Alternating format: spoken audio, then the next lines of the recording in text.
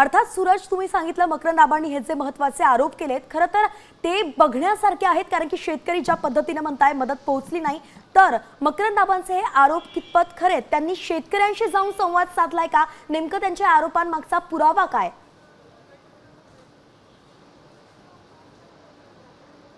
निश्चितपणे ज्या अर्थी मकरंद आबा पाटील यांनी आजच्या कॅबिनेट बैठकीमध्ये हे जे आरोप केलेले आहेत त्या अर्थी जेव्हा सूत्रांकडून माहिती मिळाली तेव्हा मकरंद आबा पाटील यांनी शेतकऱ्यांकडून जी आहे ती माहिती घेतलेली आहे। मदत तुम्हाला मिळाली का ना, जी सरकारने जी तुम्हाला मदत केलेली आहे ती ग्राउंडपर्यंत पोहोचली की नाही, अशी माहिती जी आहे ती मकरंद आबा पाटील यांनी घेतली होती। आणि शेतकऱ्यांकडून असं सांगण्यात आलेलं आहे की जी मदत सरकारने केलेली आहे ती आमच्यापर्यंत पोहोचली नाही आहे, ती मदत मध्येच कुठेतरी काय त्याचं नेमकं काय झालं आम्हाला माहिती नाही। आणि तोच जाब जो आहे तो आज मकरंद आबा पाटील यांनी आजच्या कॅबिनेट बैठकीमध्ये प्रशासनाला विचारला। मात्र प्रशासनाकडून जे सांगण्यात आलं ते असं सांगण्यात आलं की नाही, आम्ही जी मदत केलेली आहे, सरकारने जी मदत केलेली आहे ती शेतकऱ्यांपर्यंत पोहोचलेली आहे। मात्र आता आढावा बैठकीनंतर मुख्यमंत्र्यांनी जे आदेश दिलेले आहेत की या सर्व संदर्भात एक आढावा बैठक घ्या, त्या आढावा बैठकीनंतर नेमकं काय बाहेर येतं वैष्णवी हे पाहणं वैष्णवी खरंच महत्त्वाचं ठरणार आहे। सूरज, एकंदरीतच आपण पाहिलं की तर सरकारवरती नेहमी भ्रष्ट असल्याचे आरोप विरोधकांकडून केले जातात आणि अशा पद्धतीने आता प्रशासनापर्यंत मदत पोहोचली मात्र शेतकऱ्यांपर्यंत नाही असं मकरंद आबा म्हणतात।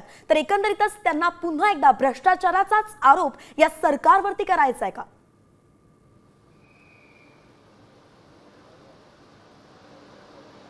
निश्चितपणे त्यांनी जे आरोप आता केलेले आहेत प्रशासनावरती, सरकारवरती त्यांनी थेट आरोप केलेले नाहीत आजच्या बैठकीमध्ये। मात्र प्रशासन नेमकं काय करत आहे, सरकार जी मदत शेतकऱ्यांना करत आहे त्यामध्ये नेमका कोणाची चुकी आहे, नेमकी यामध्ये कोणाची चुकी आहे? जर का सरकार एका ठिकाणी शेतकऱ्यांना मदत करत आहे तर मग ती मदत शेतकऱ्यांपर्यंत पोहोचवण्याचं काम हे प्रशासनाचं असतं, इतर अधिकाऱ्यांचं असतं। मात्र मग ते अधिकारी नेमके काय करत आहेत, शेतकऱ्यांपर्यंत मदत का नाही पोहोचत आहेत? जर का तुम्ही असं म्हणताय, प्रशासन असं म्हणत आहे की शेतकऱ्यांपर्यंत मदत पोहोचलेली आहे, मात्र शेतकरी असं म्हणतात की मदत पोहोचलेली नाहीये, मात्र मग यामध्ये नेमकी चुकी कोणाची आहे, कोण नेमकं यामध्ये या सगळा भ्रष्टाचार असं कोण करत आहे हे आता खूप एक मोठा विषय बनलेला आहे। कारण जी मदत सरकारने केलेली आहे ती शेतकऱ्यांपर्यंत पोहोचलेली नाही असाच आरोप जो आहे तो मकरंद आबा पाटील यांनी केलेला आहे। निश्चितपणे आपण जर एकंदरीतच प्रकरण पाहिलं तर सरकार मदत देत आहे मात्र प्रशासन पोहोचवत नाहीये आणि यामुळे नेमकं लूप होल्स कुठे आहे हे तपासणं सरकार समोरचं एक मोठं आव्हान आहे।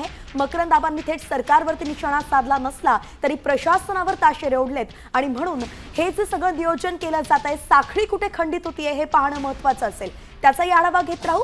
तुर्तास धन्यवाद। सविस्तर अपडेट आपण दिली आहेत सूरज। आता isakal.com आहे देशातील नंबर 1 ची मराठी न्यूज वेबसाईट। प्रत्येक अपडेटसाठी isakal.com ला नक्की भेट द्या।